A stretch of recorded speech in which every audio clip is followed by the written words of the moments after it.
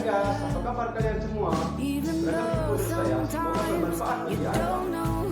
Sebelum video ini dilanjutkan, jangan lupa subscribe, nyalakan tombol ini agar Anda tidak ketinggalan berita selanjutnya. Tonton video ini sampai habis agar Anda tidak gagal paham. Terima kasih telah menyaksikan.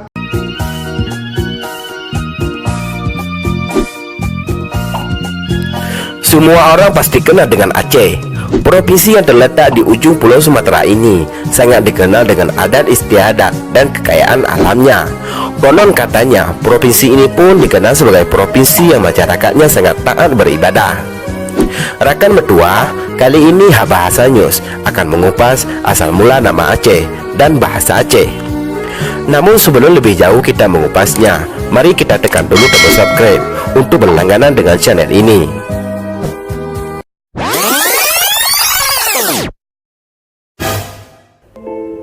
Sebenarnya banyak hal yang belum diketahui dari Aceh. Provinsi ini seolah menyimpan misteri yang tampaknya tak akan habis diungkap sampai dengan akhir zaman nanti. Banyak orang ingin menyikapi misteri tentang Aceh. Bukan hanya masyarakat Aceh itu sendiri, melainkan juga masyarakat luar Aceh. Mereka tampaknya sangat tertarik untuk mengetahui lebih banyak tentang Aceh. Bukti dari ketertarikan mereka tentang Aceh adalah adanya semacam usaha untuk mengungkap misteri-misteri tentang Aceh itu sendiri. Salah satu misteri yang tampaknya belum terpecahkan sampai dengan sekarang adalah perihal asal mula nama Aceh. Konon katanya nama Aceh merupakan singkatan dari Arab, Cina, India, Hindia Belanda. Akan tetapi, singkatan-singkatan ini tampaknya tidak memiliki sumber yang jelas. Sebenarnya berkaitan dengan nama Aceh ini, banyak ahli yang telah melakukan penelitian. Salah satu ahli yang tertarik meneliti tentang Aceh adalah Dennis Lombard. Berkaitan dengan nama Aceh, Lombard menyebutkan bahwa nama Aceh baru disebut dengan pasti sekali dalam Suma Oriental yang dikarang di Malaka oleh Tomé Pires yang berkebangsaan Portugis. Lombard selanjutnya mengatakan bahwa kata Aceh diejak Aceh. Beberapa tahun kemudian, dalam buku yang ditulis oleh Barros yang berjudul Da Asia, disebutkan bahwa pengejaan kata Aceh dengan Aceh telah mengalami perubahan yang berbentuk adanya penyengguan bunyi pada akhir kata, yaitu Aceh. Penyengguan bunyi ini juga terdapat dalam naskah-naskah Eropah pada abad ke-16, 17, dan 18.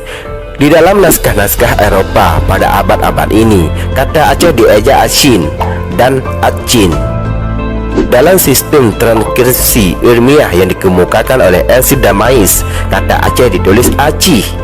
Lombard mengungkapkan bahwa penulisan kata Aceh dengan Acih adalah penulisan yang sangat tepat jika ditinjau secara ilmiah. Dalam hal ini Lombard memberikan alasan sebagai berikut. Sesuai dengan sistem transkripsi ilmiah yang dikemukakan oleh Elsie Damais, penulisan kata Aceh lebih tepat ditulis Acih.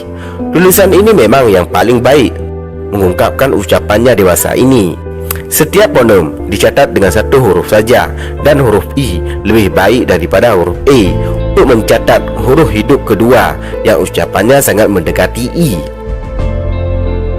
Selanjutnya sekitar akhir abad ke-19, menjelang peperangan yang bakal menumpahkan darah di seluruh bagian utara Sumatera, nama tanah Aceh dipakai untuk menunjukkan seluruh daerah yang membentang dari ujung utara pulau itu sampai dengan suatu garis kayal yang menghubungkan Tamiang di pantai timur dengan Barus di pantai barat.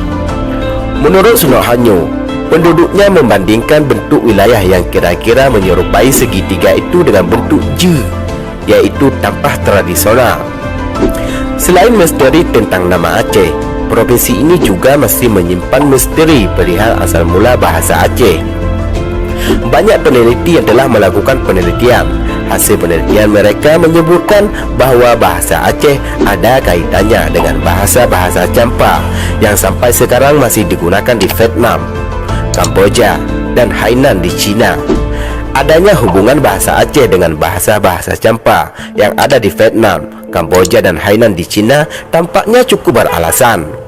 Berdasarkan catatan sejarah, seorang pangeran dari Champa, Shah Puhlian, diusir dari ibu kotanya oleh bangsa Vietnam. Ia lalu mencari perlindungan di Aceh, lalu membentuk wangsa baru.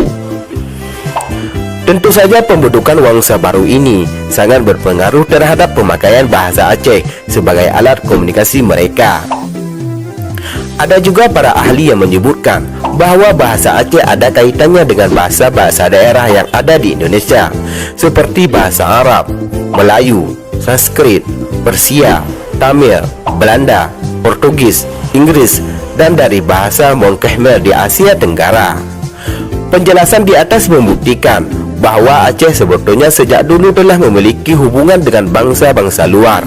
Hal ini tentu saja tak dapat dipungkiri, apalagi jika kita mengingat Aceh yang pada masa Sultan Iskandar Muda pernah mencapai puncak kejayaannya. Nah, demikianlah kupasan kita pada kali ini. Jika ada kritik dan saran, silakan kalian komen di bawah ya.